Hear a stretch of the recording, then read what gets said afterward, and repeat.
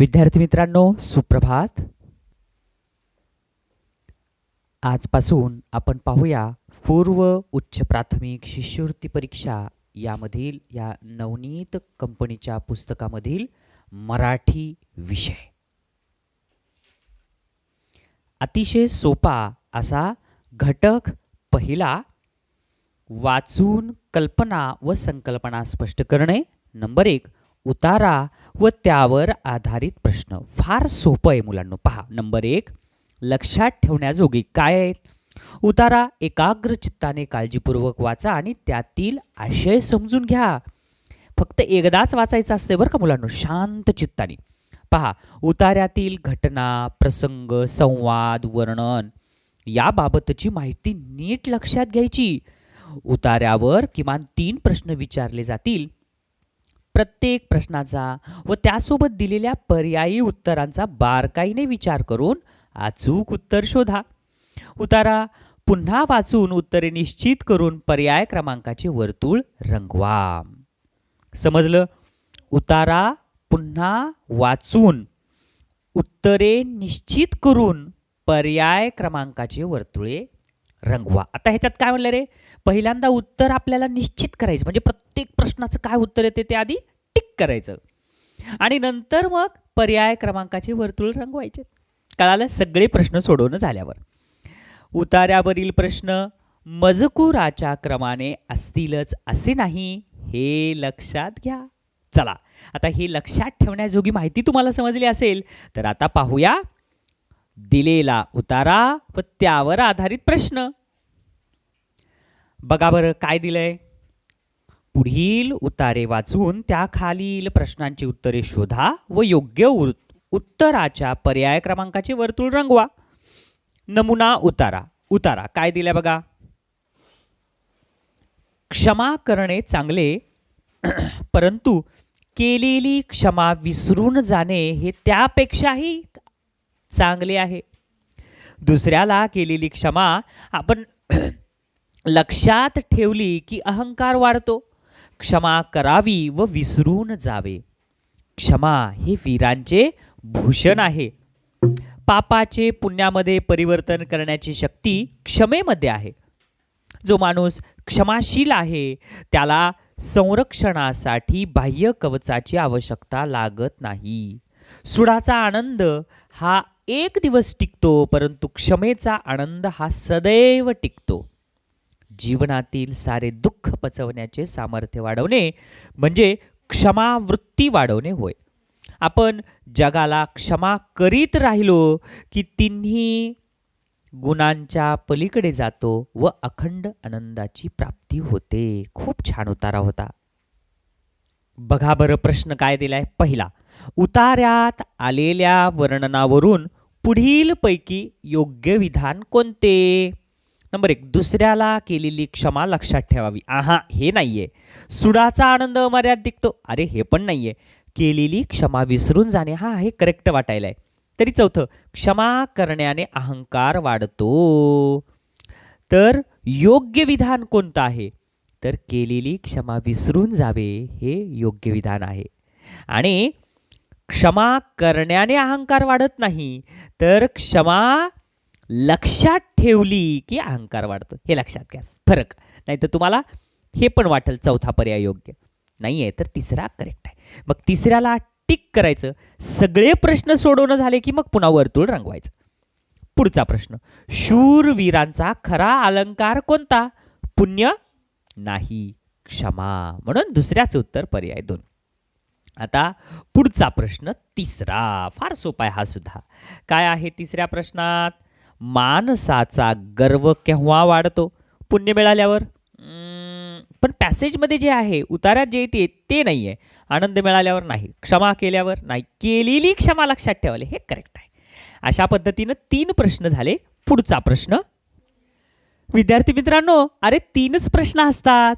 मग आता 3 प्रश्न आपले झाले म्हणजे उतारा संपला. मग आता पुढचा उतारा पाहूया आणि 3 प्रश्नासाठी 3 मिनिटं वेळ देऊया.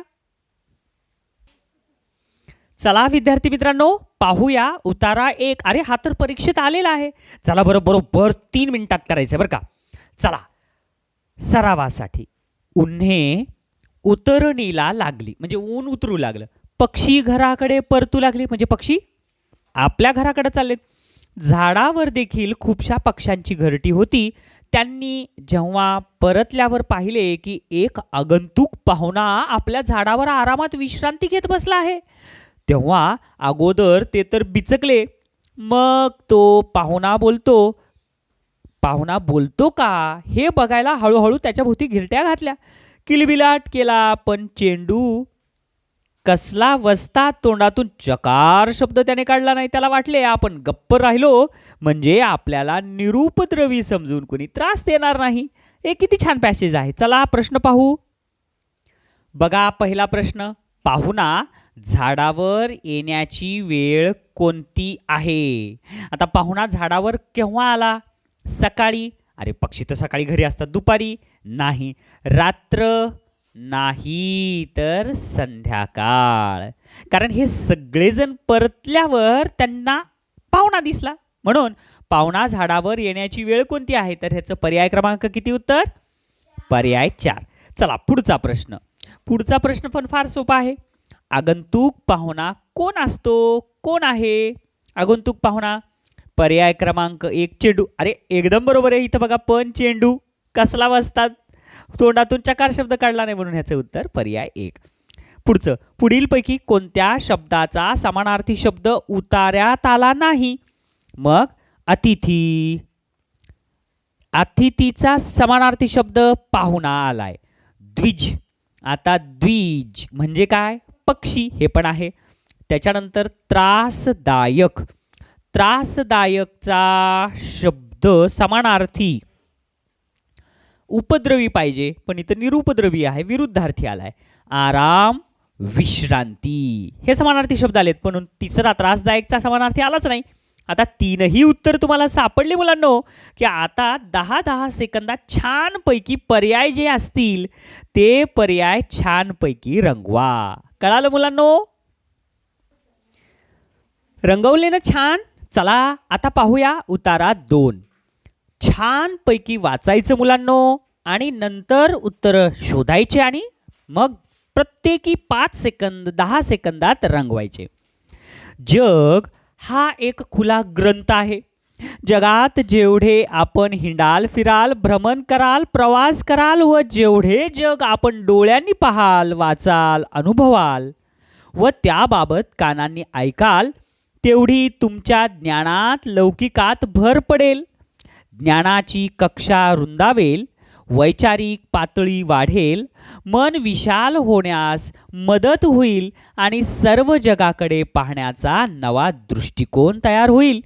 आणि म्हणूनच जगभर भ्रमण करणे, प्रवास करणे हे ज्ञानार्जनासाठी, ज्ञानवृद्धीसाठी, ज्ञानाची कक्षा रुंदावण्यासाठी अत्यंत आवश्यक आहे. प्रवासाने अनुभव विश्व समृद्ध होते. देशाटन केल्याने नित्य नूतन अनुभव घेण्याची दुर्मिळ संधी आपल्याला मिळते. आपल्या ज्ञानेंद्रियाचा उपयोग जाणीवपूर्वक केला तर आपल्या ज्ञानात, अनुभवात सतत भर पडते. विचाराची देवाणघेवाण, लोकसंग्रह, लोकजागृती, ज्ञानसंचय या गोष्टी आपल्याला देशाटनाने लाभतात. फार सुंदर उतारा होता. चला नंबर 1, खुला ग्रंथ कोणाला म्हटले आहे? अरे खुला ग्रंथ जग. एकदम पर्याय किती सोपा आहे. विचारांना नाही, प्रवासाला नाही, ज्ञानाला नाही, जगाला. चला आता पुढचा दुसरा प्रश्न. दुसरा प्रश्न काय आहे? भ्रमण केल्याने पुढीलपैकी कोणती गोष्ट घडणार नाही? ज्ञानवृद्धी होईल, हे होतंय. लौकिकात भर पडल, होतंय. वैचारिक पातळी वाढणार नाही, असं कुठं होतंय का? वैचारिक पातळी वाढतीये, म्हणून दुसऱ्याच उत्तर पर्याय 3. तरी चौथा पर्याय वाचा. ज्ञानाची कक्षा रुंदावेल, हे पण रुंदावतो. घडणार नाही म्हणले बरं का मुलांनो, म्हणून प्रश्न छान वाचा, उत्तर लगेच येते. म्हणून ह्याचं उत्तर कोणतं रे? दुसऱ्याचं उत्तर पर्याय 3. अरे दिसत नव्हतं तुम्हाला? हां आता दिसला ना? हां चला पुढं. आता तिसरा आणि शेवटचा प्रश्न दिसतोय. उतार्यावरून सर्व जगाकडे पाहण्याचा नवा दृष्टिकोन तयार होण्याकरिता काय करावे असे सांगितले आहे? ती सोपा प्रश्न आहे. सगळा उतारा भ्रमणावर आहे, हिंडण्या फिरण्यावर आहे, म्हणून याचं उत्तर पर्याय नंबर 1. ग्रंथालय नाही, देवाणघेवाण नाही की लोकसंग्रह नाही, पर्याय 1. आता तीनही प्रश्न सोडवले की या तीनही पर्यायाचे म्हणजे प्रश्नांचे जे पर्याय आहेत त्याचे योग्य पर्याय छान रंगवायचे. चला पाहूया मग उतारा 3. छानपैकी रंगवण्याचा सराव करणं खूप आवश्यक आहे विद्यार्थी मित्रांनो. पाहूया उतारा 3. छानपैकी वाचा पहिल्यांदा. मरावे परी कीर्ती रूपी उरावे. या समर्थांच्या उक्तीनुसार दुसऱ्यांचे अश्रू जाणू लागलो व ते पुसू लागलो की आपली कीर्तीही वाढत जाते. मानवसेवा करावयास सुरुवात केली पाहिजे. आपल्याबरोबर सर्वांचे भले व्हावे हा भाव आपल्या मनात जागृत झाला पाहिजे. त्या पद्धतीने आपली वाटचाल झाली पाहिजे. सर्वांचे भले करण्याचे चिंतन करू लागलो की आपली प्रतिष्ठा वाढते. मुद्दाम कीर्ती मिळवण्याचा प्रयत्न करू नका. आपले सत्कार्य मूकपणाने करा म्हणजे निश्चित कीर्ती शिल्लक राहील. मोठेपणाची अपेक्षा काढून टाकल्याने मोठेपणा वाढत असतो. साधू संत समाजाच्या कल्याणासाठी चंदनासारखे झिजले म्हणून त्यांचा कीर्ती सुगंध हा आजही दरवळत आहे. निष्ठेने काम केले की कीर्ती आपल्या पाठीमागे धावते. माणसाचा गौरव त्याच्या कार्यामुळे वाढत असतो. प्रत्येक कामात आपण जीव ओतला की आपली कीर्ती निश्चितच वाढू लागेल. फार छान असा उतारा आहे. हा उतारा संपूच नये असं वाटत होतं. चला पहावर आता या खालचे प्रश्न फार सोपे असतील मुलांनो. मरावे परी कीर्तिरूपी उरावे ही उक्ती कुणाची? नंबर 1 संत ज्ञानेश्वर. नाही. कुणाला म्हणलंय रे हे? या समर्थांच्या. मग समर्थ कुणाला म्हणते? ज्ञानेश्वरांना नाही, तुकारामांना नाही, रामदासां महाराजांना म्हणतात. म्हणून याचं उत्तर आहे संत रामदास, पर्याय 3. किती सोपा होता प्रश्न. चला पुढचा. माणसाचा मोठेपणा कशावरून ठरतो? कशावरून ठरतो माणसाचा मोठेपणा? तर प्रतिष्ठेवरून, धनावरून, पैशावरून का? नाही, कर्मावरून. कोण छान कर्म करते त्याच्यावरून त्याचा मोठेपणा ठरतो. म्हणून दुसऱ्याच उत्तर पर्याय 3, निष्ठावरून नाहीच. चला आता पुढचा प्रश्न. तिसरा आणि शेवटचा प्रश्न फार सोपा आहे. निर्माण होणे या अर्थाचा वाक्प्रचार उतार्यात कोणता आला आहे? निर्माण होणे. मग ह्याच्यासाठी कोणता आला आहे? चिंतन करणे. नाही, चिंतन करणे म्हणजे निर्माण होणार नाही. चंदनासारखे झिजणे ते पण निर्माण होणार नाही. जागृत होणे. जागृत होणे, निर्माण होणे. बरं ठीक आहे, पुढचं हे एक वाटू शकते. तिसरं असलं भले होणे. नाही नाही, भले होणे तर म्हणजे चांगलं होणं हे नाही. म्हणजे आता 3 पर्याय येत नाहीत हे पक्क कळाले. म्हणजे नक्कीच हाच पर्याय येतो. जागृत होणे, निर्माण होणे हे काय आहेत? या अर्थाचा वाक्प्रचार उतार्यात आला आहे. म्हणून तिसऱ्याच उत्तर पर्याय 3. आता छानपैकी रंगवायचं. बघा इथं जागृत होणे म्हणजे काय? बघा हा भाव आपल्या मनात जागृत झाला पाहिजे, म्हणजेच काय निर्माण झाला पाहिजे. हे समजला ना उतारा? हे चला बरं पहा पुढचा आता. चला विद्यार्थी मित्रांनो पाहूया उतारा 4. एडिसनने विजेच्या दिव्याचा शोध लावला. त्यासाठी पराकोटीचे परिश्रम घेतले. त्याला अक्षरशः शेकडो वेळा अपयश आले, पण तो थकला नाही, थांबला नाही. त्याची इच्छाशक्ती जबरदस्त होती. प्रत्येक अपयशानंतर तो नव्या जोमाने प्रयोग करीत असे. अखेरीस 1150 प्रयोगानंतर त्याला यश मिळाले मुलांनो. बापा बापा बापा. एडिसनच्या या शोधाने माणसाच्या जीवनात आमूलाग्र बदल झाला. एडिसनच्या मनात तीव्र इच्छा होती म्हणून तो यशस्वी झाला. इच्छेचे सामर्थ्य प्रचंड असते मुलांनो. आपण हे लक्षात घेतले पाहिजे. जो चालतो त्याचे भाग्यही चालते, जो थांबतो तो संपतो. धावत्याला शक्ती येई आणि रस्ता सापडे. या उक्तीद्वारे हेच सांगितले आहे की माणसाने सतत प्रयत्न करीत राहिले पाहिजे. अपयशाने खचून न जाता पुढे पुढे जात राहिले पाहिजे. फार सुंदर असा एखाद्या पुस्तकामधला हा उतारा घेतलेला आहे. हे चला मुलांनो पाहूया प्रश्न. एडिसन अपयश आल्यानंतर डॅश डॅश थकून जायचा? नाही. आराम करायचा? अपयश आले की झोपी जायचा? कुंभकर्णासारखं 6 महिने उठायचंच नाही पुन्हा? छे चुकला. पुन्हा नव्या जोमाने प्रयत्न करायचा. हे करेक्ट आहे मुलांनो. म्हणून पहिल्याच उत्तर पर्याय 3. अपयशाने खसून जायचा नाहीये, तर तो काय पुन्हा जोमाने प्रयत्न करायचा. आलं का लक्षात? नव्या जोमाने प्रयत्न करीत असे. चला पुढं. दुसरा, एडिसनचा सर्वात महत्वाचा गुण कोणता? तीव्र इच्छाशक्ती. अरे पहिल्याच ह्याच्यात आलं. हे बघा इथंच आलंय बघा.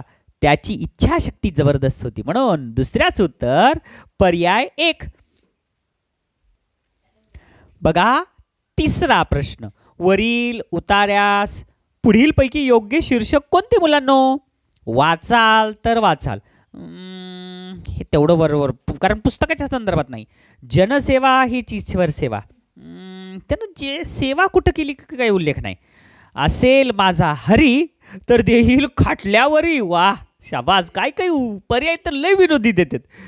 पुढचं, इच्छा असेल तर मार्ग दिसेल. हे करेक्ट आहे, म्हणून तिसऱ्याच उत्तर पर्याय 4. हे बघा मुलांनो, आता सगळे उत्तर तुम्ही टिक टिक इथं केलात ना. आता एवढे सगळे सोडवल्यानंतर मग त्याचे पर्याय पटापट छान रंगवायचे. बघा बरं मुलांनो, किती छान छान उतारे असतात रे खरंच. हे चला आता पाहूया उतारा 5. ताज्या भाज्यांचे ढीग आपल्याला सौंदर्याचे दर्शन घडवतात. खरंच आहे की मुलांनो, छान छान ताजी भाजी बघितल्यावर आपल्याला छान सौंदर्य दिसते. त्या भाज्यामधील विविधता माझ्या मनाला खुलवते. भोपळी मिरचीचा रुबाब केवढा, त्या भोपळी मिरचीचा रुबाब केवढा आहे.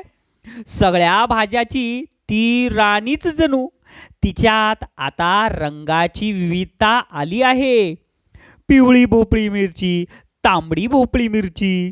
या मिरच्या नुसत्या जेवणाच्या टेबलाची शोभा वाढवतात असे नाही, तर भाजीच्या दुकानाचीही शोभा वाढवतात. कोबी, फ्लॉवर यांचे गड्डे, तांबडा भोपळा, दुधी भोपळा आणि कोहळा हे जवळीक साधत असतात. पडवळ आणि विविध शेंगांच्या भाज्या दुकानात पसरलेल्या असतात.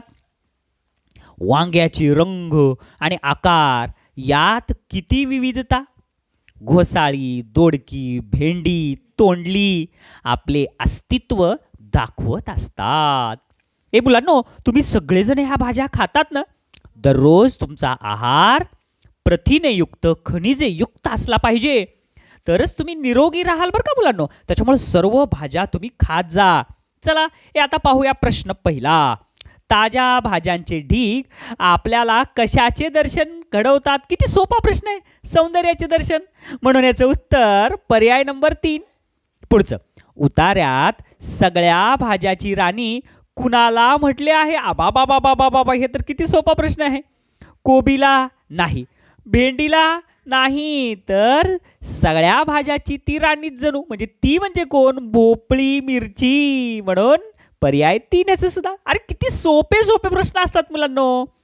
पहा, रंगात आणि आकारात विविधता असणारी फळभाजी कोणती? मग रंगात आणि आकारात विविधता असणारी फळभाजी पडवळ आहे का? पडवळ नाही. वांगी आहे का? ठीक आहे, असू शकेल का? बरं ठीक आहे. पुढचं, दोडकी. रंगात आणि आकारात दोडकीचा तर रंग आकार सारखाच असते. भेंडी रंग आणि आकार सारखाच असते. पडवळ रंग आणि आकार सारखाच असते. मग याचं उत्तर कोणतं आहे? पर्याय नंबर 2, वांगी. आणि छान रंगवायलात ना पर्याय. हा चला आता पाहूया उतारा 6. उतारा छानपैकी वाचायचा.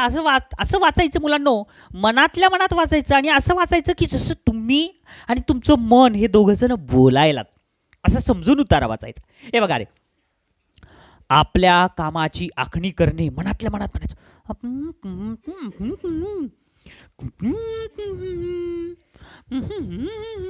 असं मनातल्या मनात वाचायचं बरं का मुलांनो, आणि तुम्हाला बोलायचं. आपल्या कामाची आखणी करणे, किती वेळात काम संपेल त्याचे नियोजन करणे आणि ठरल्याप्रमाणे काम पार पाडण्याचा प्रयत्न करणे म्हणजे वक्तशीरपणा होय. फार छान उतार आहे. असं स्वतःच्या मनाला पण म्हणायचं मुलांनो, मनातल्या मनात. औद्योगिकरण आणि शहरीकरण यामुळे आता तर जीवन खूप गतिमान व गुंतागुंतीचे बनले आहे. त्यामुळे सध्याच्या युगात वक्तशीरपणाला पर्याय नाहीच, बिलकुल नाही. वेळेत कामे पार पाडली नाही तर आपण फक्त आपलेच नुकसान करतो असं नाही मुलांनो, तर आपल्याबरोबर आपण इतरांचेही नुकसान करतो. पूर्णविराम क्वामा आलं की थांबायचं. म्हणून आपल्या कामांचे नियोजन करून ती वेळच्या वेळी पार पाडण्याच्या कसोशीने प्रयत्न करायला हवा. हाच वक्तशीरपणा होय. वक्तशीरपणा न पाळणे म्हणजे स्वतःच्या पायावर धोंडा मारून घेणे होय. अरे किती छान उतारा होता मुलांनो. चला आता प्रश्न पाहूया. काय दिलाय पहिला प्रश्न? नंबर 1, वक्तशीरपणा या मूल्याशी पुढीलपैकी कोणती गोष्ट योग्य नाही? आता योग्य नाही म्हणलं बरं का रे, प्रश्न छान वाचा माणी. आता योग्य नसलेलं कोणतं आहे? वेळेचे नियोजन करणे. आता वेळेचं नियोजन तर करावंच लागते वक्तशीरपणासाठी. कामाची आखणी करणे, वक्तशीरपणासाठी कामाची आखणी करावंच लागते. हाती घेतलेले काम वेळेत संपवणे, हे तर करावंच लागते. एक संपलं तर पुढचं राहील ना. सर्व कामे वेगाने करणे, हेच चुकलं. सगळे कामं जर वेगाने केली तर काय होईल? एखादं काम पालतं होईल. दूध आणायला सांगितलं, तुम्ही दुधाचं पातेलं घेतलं, दूधवाल्याने त्या पातेल्यात दूध टाकलं आणि तुम्ही वेगाने वेगाने ते पातेलं गॅसवर ठेवायला धडाल सांडलं. म्हणून सर्व कामं वेगाने करायची असतात का? नाही. म्हणून ही गोष्ट योग्य नाही. म्हणून पहिल्याच उत्तर पर्याय 4. हे पुढचं, पार पाडणे या वाक्प्रचाराचा उतार्यात आलेला योग्य अर्थ ओळखा. मग आता योग्य अर्थ काय? पार पाडणे साठी योग्य अर्थ नंबर 1, नष्ट करणे. पार पाडणेसाठी नष्ट करणे येईल का? नाही. पूर्ण करणे एकदम बरोबर आहे. हे बघा इथं बघा, पार पाडण्याचा प्रयत्न केला. प्रयत्न करणे म्हणजे वक्तशीरपणा. आलं का लक्षात? म्हणून पार पाडणे म्हणजेच काय रे? पूर्ण करणे. नाही तर पार पाडणे म्हणजे पार नुकसान करणे, तसं नाही बरं का. पार पडलं आलं जोरात पडलं तसलं नाही. पार पाडणे म्हणजे काय? पूर्ण करणे. एकच शब्द आहे, एका दमात वाचायचा. पुढं हे तिसरा आणि शेवटचा प्रश्न वाचायला बरं, वाचा आणि सोडवा. खूप सोपे प्रश्न आहेत मुलांनो. काय दिले? तिसरा प्रश्न, वक्तशीरपणा हे मूल्य आपल्या अंगी न रुजल्यास काय होतंय? नंबर 1, फक्त दुसऱ्याचेच नुकसान होईल. अरे स्वतःचं तर नुकसान होतच आहे ना. वक्तशीरपणा नसला तर ट्रेन भेटेल का तुम्हाला? नाही. नुकसान झालं ना मग स्वतःचे नुकसान होणार नाही. आता वक्तशीर नसल्यावर ट्रेन काय ती सुपरमॅन येणार आहे का तुम्हाला ट्रेन थांबवायला? नाही. नुकसान होणार स्वतःचं सुद्धा. वक्तशीरपणा हे मूल्य अंगी न रुजल्यास दोघांचाही फायदा. बाबा दोघांचा फायदा कसा होईल रे? नुकसानच होईल. तिसरे पर्याय चुकलं. चौथं काय? स्वतःच्या हाताने स्वतःचे नुकसान केल्यासारखे होईल. एकदम बरोबर आहे. तिसऱ्याच उत्तर पर्याय 4 आहे मुलांनो. आता छानपैकी उत्तराला रंगवा, गोल करा छान. चला विद्यार्थी मित्रांनो, पाहूया उतारा क्रमांक 7. छानपैकी वाचा. पूर्णविराम क्वामा असेल तर थोडासा दम घ्या आणि नंतर वाचा. आज दुर्दैवाने आपण कष्टांना कमी दर्जाचे मानतो. जे श्रमजीवी आहेत त्यांना फारशी संपत्ती मिळत नाही, त्यांची फारशी भरभराट होत नाही असे चित्र दिसते. आणि बुद्धिजीवी म्हणून काम करणारे खूप पैसा मिळवताना दिसतात, परंतु श्रम कमी दर्जाचे असतात. हे कारण त्यामागे नाही.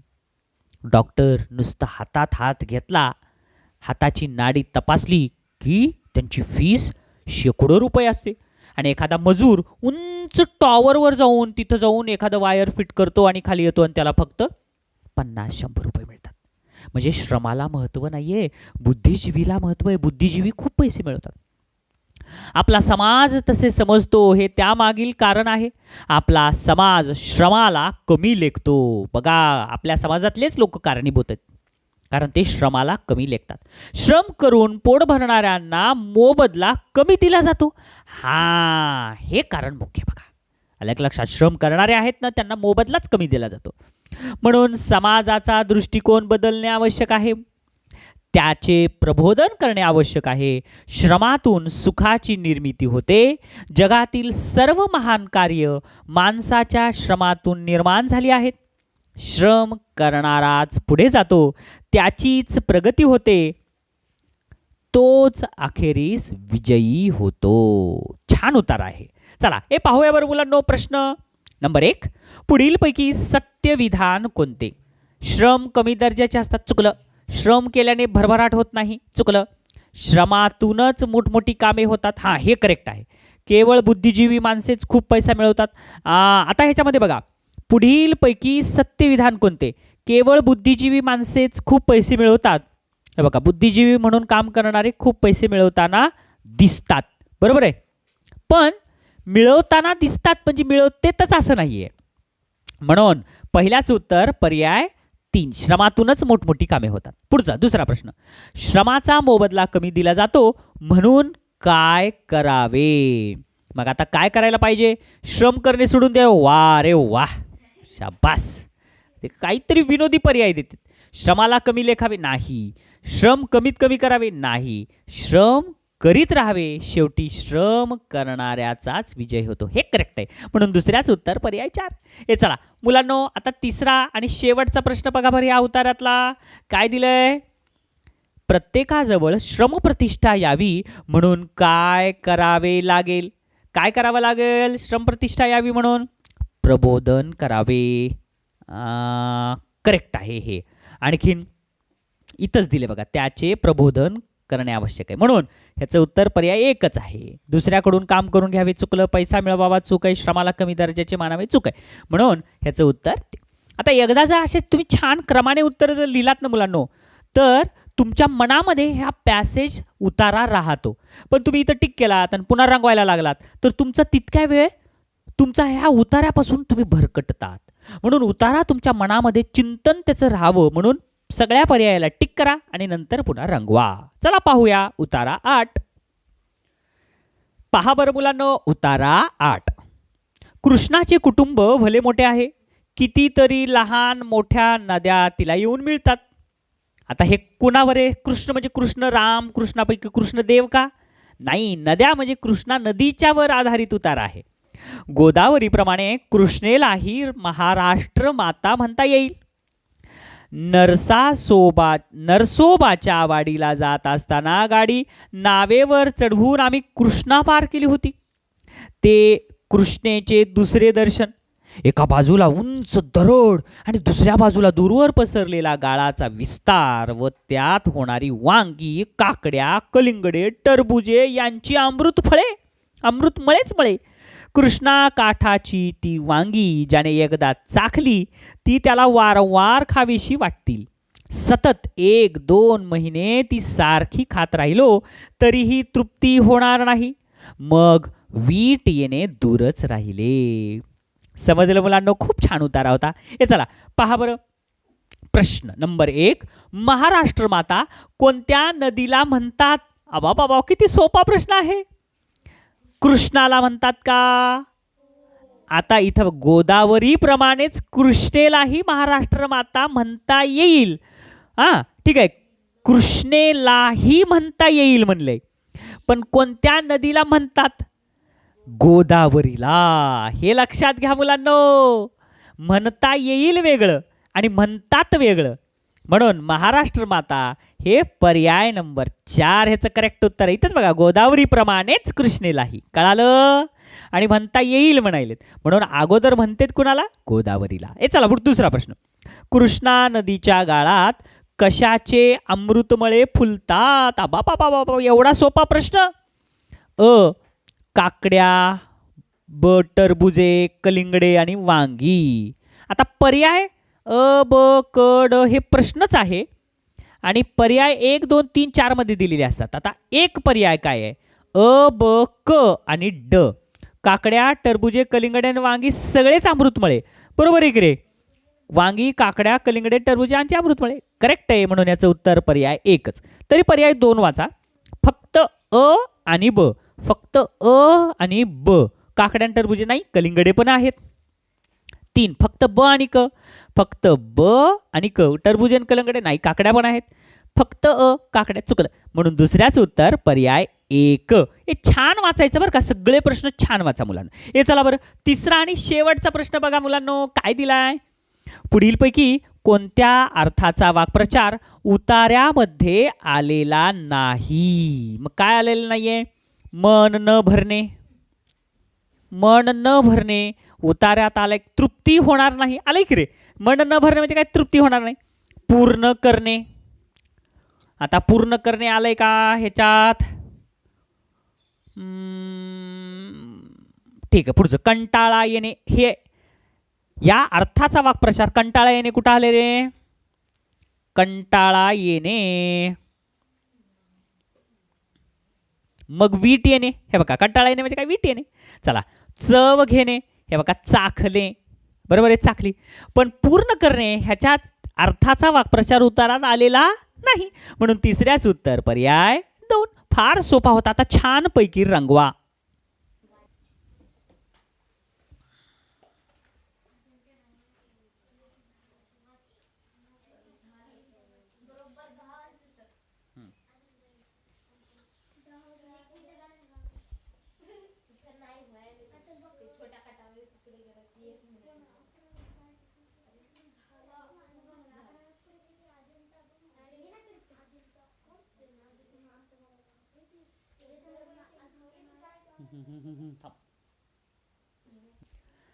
हा भाग विद्यार्थी मित्रांनो फार सोपा आहे, आणि तुम्ही जर छानपैकी प्रयत्न केलात तर तुम्हाला 6 मार्क सहज मिळतात. तुम्हाला शिकवलेला भाग समजला असेल अशी आशा करतो, आणि पुढच्या अभ्यासाच्या तुम्हाला खूप शुभेच्छा देतो. धन्यवाद.